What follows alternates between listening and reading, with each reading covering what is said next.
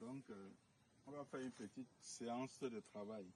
Donc, en observant ce que nous avons fait la semaine passée sur l'empaillage, en fait, les personnes qui ont fait le désherbage, ils ont déposé les herbes qui avaient encore des racines mouillées auprès des plantes.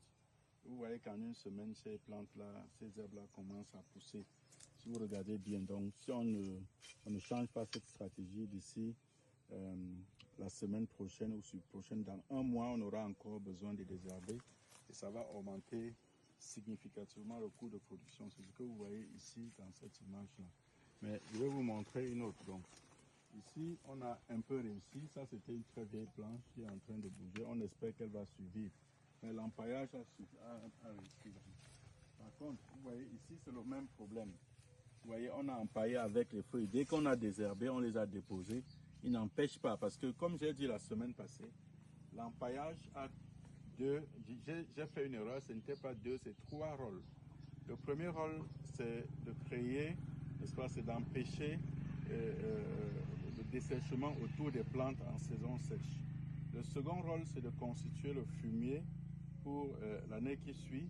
Le troisième rôle, c'est d'empêcher que les herbes poussent en dessous des plantes. Parce que quand on fait un empaillage réussi comme celui-ci avec des feuilles mortes, n'est-ce pas, cet empaillage couvre le dessous de la plante. Et les herbes qui devaient pousser en dessous de la plante ne trouvent pas le soleil pour sortir. Et de ce fait, n'est-ce pas, le champ peut avoir des herbes autour de la plante, on aura l'ombrage.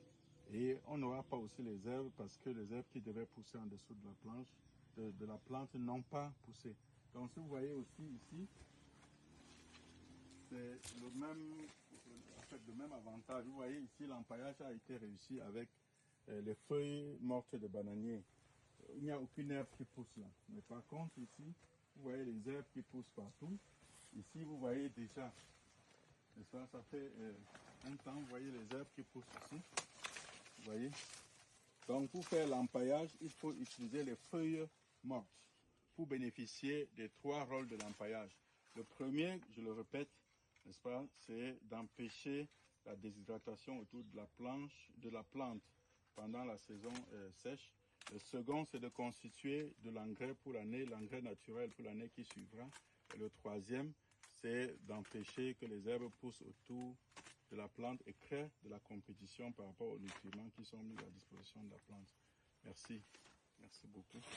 Comme vous pouvez voir ici, c'est la plante de la semaine passée. Je vous ai demandé de prendre les coordonnées GPS et de revenir voir. Vous voyez qu'en une semaine, la plante est en train de renaître.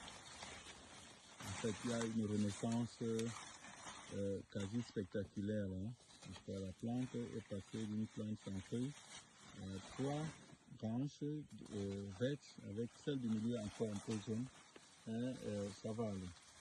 Donc, vous voyez ici, là, cette plante, l'empaillage a très bien réussi. Vous voyez que la plante a changé.